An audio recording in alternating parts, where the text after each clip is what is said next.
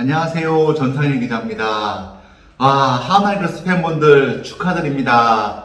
하나이글스가 2005년 이후에 18년 만에 대망의 8연승을 이루고 있습니다. 정말 어마어마한 일이라고 할 수가 있을 것 같은데요. 작년까지의 하나이글스를 생각하면 정말 격세지감이 드는 일이라고 할 수가 있습니다. 하나이글스의 대약진이 프로야구판을 흔들고 있습니다. 따라서 오늘은 이에 대한 이야기를 좀 해볼까 해요. 당연히 해야 되는 이야기라고 생각을 하고요. 사실 이번 하나이글스의 연승 행진은 다시 말해서 하나이글스가 당당한 5강 후보에 들어갔음을 만천하에 공표하는 것이라고 할 수 있습니다. 5위는 당장 사정권이고요. 4위까지도 게임차가 정말 아예 못 따라갈 정도의 게임차는 아니기 때문에 그 정도의 게임차이기 때문에 충분히 앞으로도 하나이글스 같은 경우는 중위권 싸움에 이제 당연히 들어가는 어떤 그런 후보라고 할 수 있을 것 같아요. 그런데 하나이글스 같은 경우는 이번에 도약을 하는 타이밍이 상당히 좋습니다. 여러 가지 측면에서 의미가 있어요.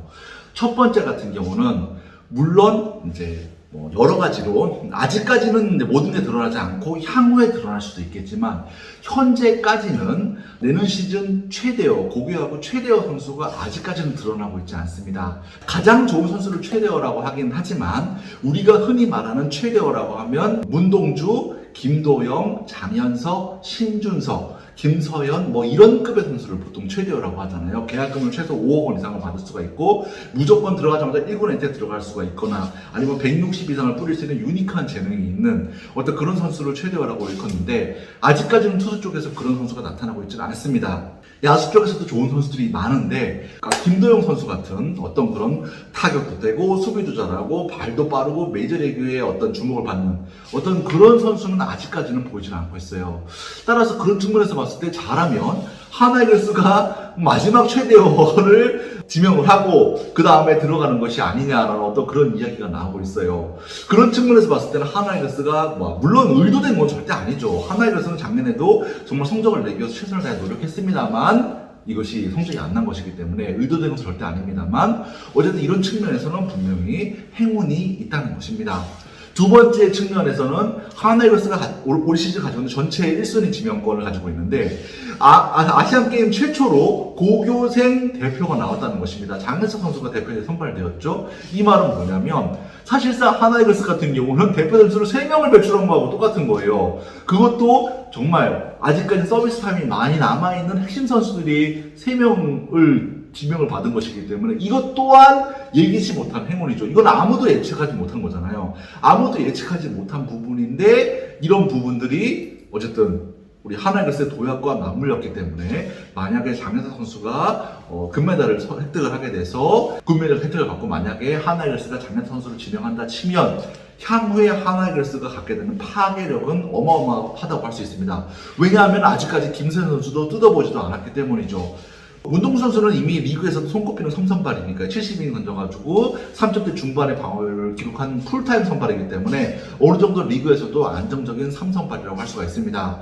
그러면 문동주 선수와 김서현 선수 그 다음에 장현석 선수가 이끄는 160kg 트로이카라고 할 수도 있을 것 같은데 이 160 트로이카가 선발진에 들어오게 되면 하나이글스가 갖게 되는 어떤 그런 파괴력은 얼마나 클지 상상을 해본다면 이런 부분도 하나이글스의 반등 타이밍과 맞춰서 굉장히 큰 행운이라고 할 수 있을 것 같습니다. 세 번째는 타이밍이 상당히 좋다고 느껴지는 게 하나이글스는 사실 지금 현 시점에서 봤을 때는 투수보다는 야수를 충원을 해야 되거든요. 올 시즌의 타율이나 득점권 타율, 타점 이런 순위들을 보면 하나이글스는 상당히 뒤쪽에서 위치해 있는 것을 볼 수가 있습니다. 투수력은 이미 중간 단계 이상 가고 있어요. 선발진도 산체스와 페냐, 문동주가 이끄는 이 3명의 선발진은 리그 탑 수준이고요. 그 다음에 외국인 선수 WAR도 하나가 사실상 거의 1등에 가깝죠. 거기다가 강재민, 주현상, 윤대경, 박상원, 김범수, 이태양 이런 선수들이 이끄는 구원진도 리그에서 중간급 이상은 충분히 되는 중간 투수진을 구축을 해놓은 상태입니다. 거기다 유망주 투수진도 아직까지 박준영 선수라던가 뜯어보지 못한 선수들이 충분히 있기 때문에 투수진은 상당히 괜찮은 편인데 야수진이 아직까지 좀 아쉽죠. 그런데 1승권을 갖고 있으면 야수를 지명하기가 굉장히 힘들어요. 왜냐하면 예를 들면 올해 같은 경우도 마찬가지죠. 11번 순번을 지니고 있는데 야수를 지명하려고 해도 좋은 투수들이 넘쳐난단 말이에요. 좋은 투수들이 넘쳐나는데 드래프트라는 거는 기본적으로는 가장 좋은 선수를 선발하는 것이 우선이기 때문에 야수를 선발하기가 굉장히 부담스럽습니다. 이 부분은 정민혁 팀장님께서도 저에게 말씀을 하셨던 부분이거든요.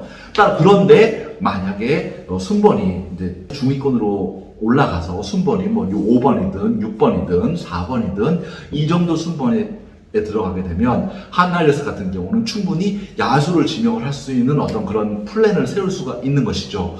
그런데 마침 내년 시즌에는 좋은 야수들이 많아요. 제가 소개를 많이 해드렸었죠. 포수에서의 뭐 이율례 선수라던가 쇼스탑의 박찬호 선수라던가 우종환 선수라던가 배승수 선수라던가 삼루수의 오서진 선수라던가 굉장히 좋은 선수들이 많이 나오기 때문에 야수를 충원하기가 내년이 딱 좋은 시기가 아닌가라는 그런 생각이 들어요. 그런 측면에서 봤을 때 한나이글스 같은 경우는 더 이상 드래프트 순번에 욕심을 낼 필요가 없고 최대한 손해를 끌어올린 다음에 성적표에 따라서 한나이글스에 필요한 야수 선수를 대거 강력하게 한번 드라이브를 걸어버리면 삼성 라이온즈처럼 내야 세대 교체를 하는데 굉장히 유리하지 않을까 싶습니다.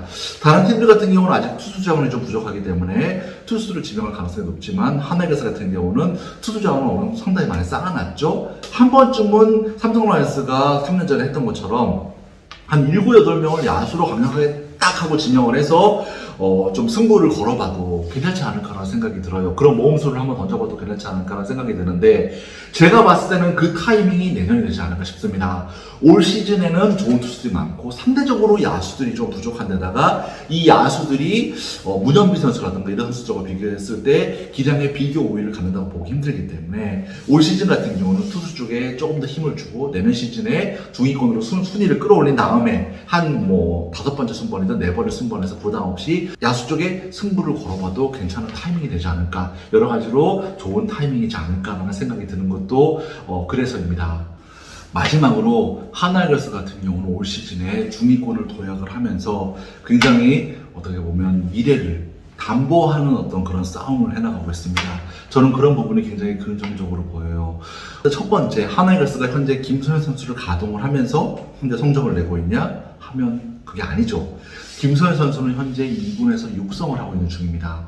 그런데 저는 사실 최대호 선수라고 할지라도 기본적으로 1년에서 육성을 하고 몸을 만드는 것이 좋다고 생각하는 입장이에요. 특히 김소현 선수 같은 경우는 투구 폼의 정립이 전혀 되지 않은 상태인 거죠.